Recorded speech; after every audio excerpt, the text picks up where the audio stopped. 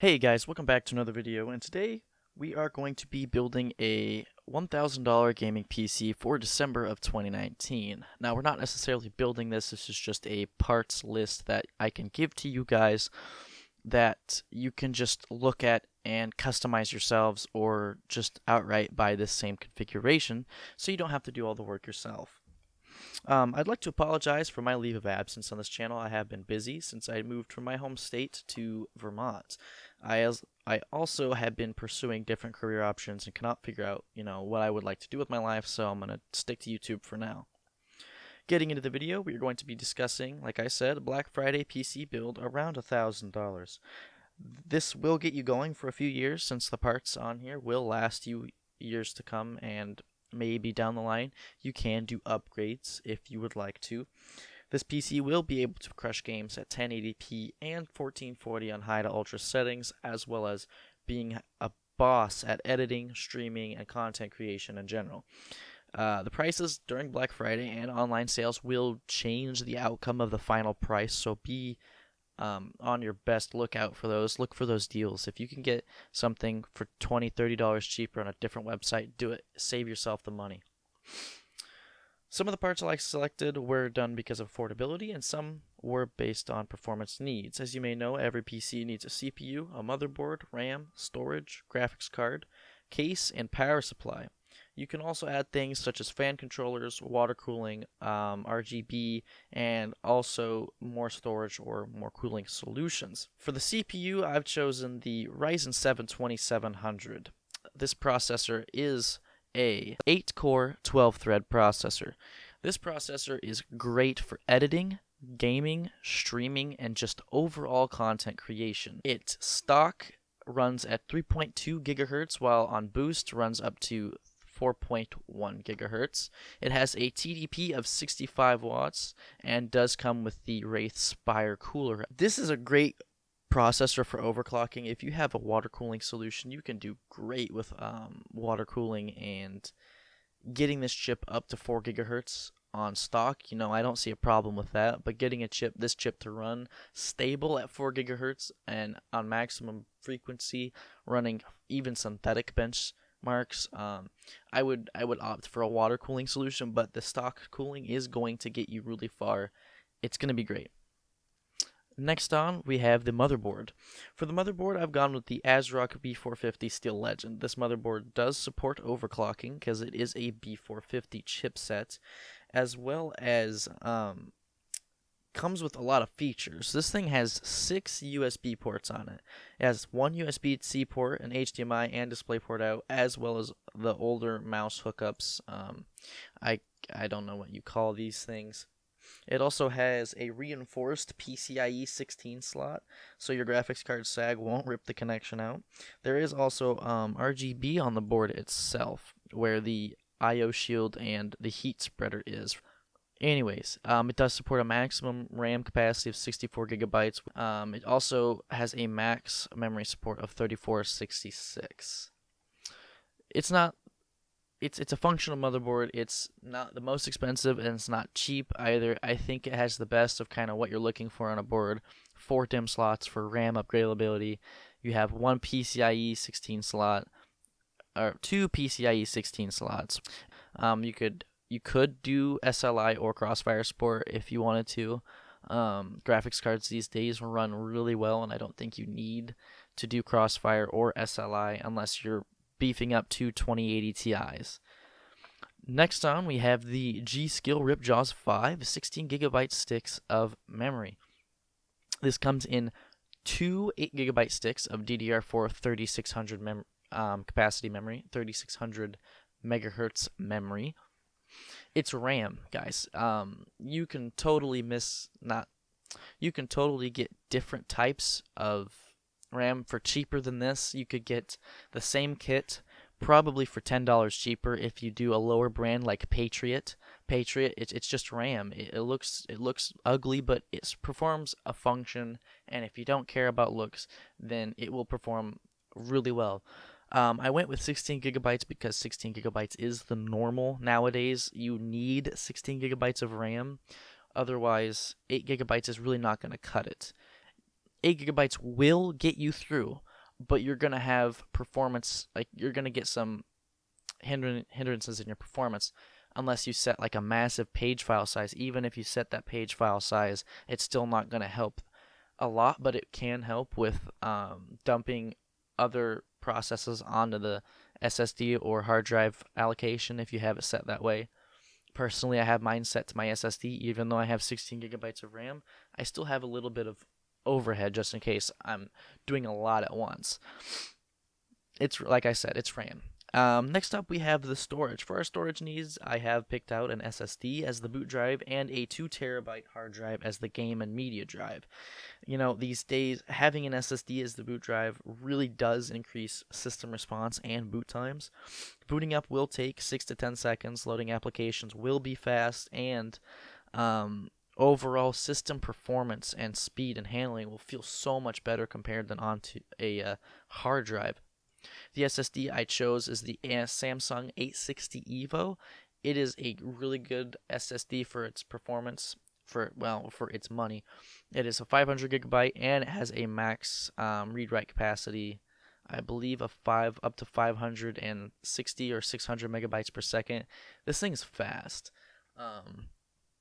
This thing is really fast. That's why I like Samsung. Samsung is a decent brand. They are really good. They have some good products, and their SSDs, like I said previously, are pretty fast compared to other brands out there. Kingston, they have some good SSDs. Silicon Power, those are on the cheaper end, but they will get you there. They will get you where you want to be for a cheaper price. And like I said, for the game drive, I chose a Seagate 2 terabyte 7200 RPM internal hard drive. It's a hard drive. It's 2 terabytes. It's a lot of storage. I mean, 2 terabytes is not a lot if you have a lot of games, or if you are a video editor or a content creator and you want a place to store all of your data without backing it up, which I would recommend totally backing up your data.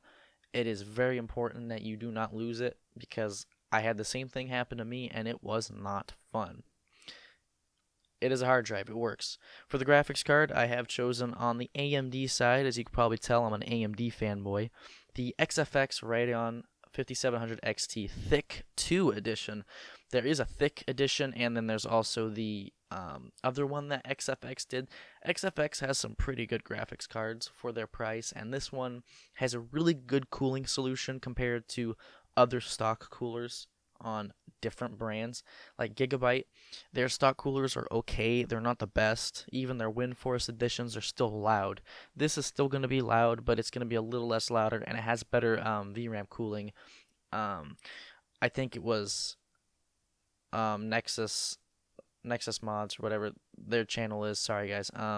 They did a review on it, and the VRAMs were significantly cooler on this than the other models.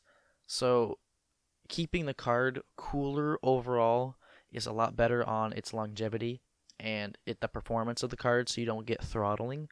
But it's a graphics card. There are many other options out there. If you would much rather have an NVIDIA card, go with the 2070. It is almost $100 more expensive, and you're going to get the same performance as this card right here. Compared from the 5700 XT and the 2070, they have basically the same performance. The only really difference is the gimmick that NVIDIA has right now called ray tracing. They have a little bit extra power on the cards, but that power doesn't get used unless you're using DLSS or ray tracing or anything like that is going to need those extra cores. Other than that, the card doesn't even use it, and it runs off of its CUDA cores and memory clocks and speed. I don't know the whole technical shebang bang, so bear with me guys, the video is almost over. Next up, for the case, we have the NZXT H510 ATX mid-tower. I have the NZXT H500, and it is a pretty good case. I like it. It's functional, it's sleek, it hides the cables in the bottom, and it has a see-through side panel, so you can look at that beastly graphics card and processor doing its work. It does have it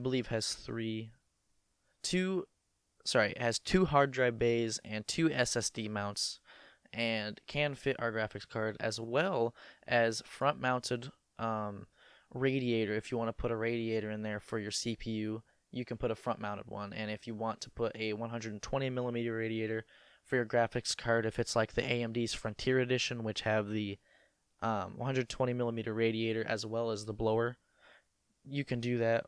Other than that, if you want better cooling solutions and want to have two cooling solutions, so one for your graphics card and one for your CPU, you will have the space. This really can't accommodate two radiators, so one 240mm radiator in the front is really all you can do.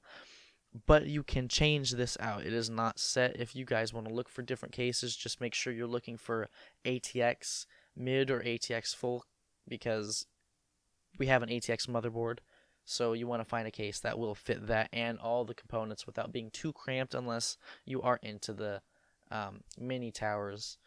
And finally, moving on to the power supply, one of your most important pieces of the PC is the power supply. This is what powers everything. This is what connects to your graphics card, your motherboard, delivers power to your CPU, your hard drives, everything. If this craps out on you, you are SOL. This thing will fail. This particular power supply will not fail. There are chances that any power supply, regardless of how high quality it is, will fail. So spending a pretty penny for a product that still may fail, it's a risk, but the more money you spend on them, the less likely that's going to happen due to higher quality builds. This is a 850 watt power supply, so for our Ryzen 7 and our graphics card, we'll have enough juice for overclocking room and for its general performance needs. I would say a 750 watt power supply is perfect enough for those two, but we want the extra headroom for overclocking, as we may want to overclock in the future or we may not, and we just want the headroom if we upgrade CPUs that has a higher TDP or a graphics card that also has a higher TDP. This is semi-modular, so the cables, you don't have to put every single cable into the PC. You can select the ones you need, so the 6-pin power delivery for the motherboard and the 8-pin or 6-pin for the graphics card, as well as your SATA connectors. That is about it for the video, guys. Sorry for the wait on any new videos, and we're getting right back into YouTube, so thank you guys so much for sticking it out. If you got to the end of the video, please leave a comment and like the video if you liked it. Don't forget to subscribe if you like my content and would like to see more content. Again, thank you guys for showing up, and I will see you guys later. Hey guys, sorry for the video. It was put together really quickly. My audio got really corrupted at the end, and I just wanted to say thank you guys if you made it through the video. Thank you for watching. All the parts will be in the description below, and if you liked the video, please comment, subscribe, and turn on post notifications so you know when I upload. I will be trying to upload more, so please, thank you guys for sticking with me, and I love you all. I'll see you guys later.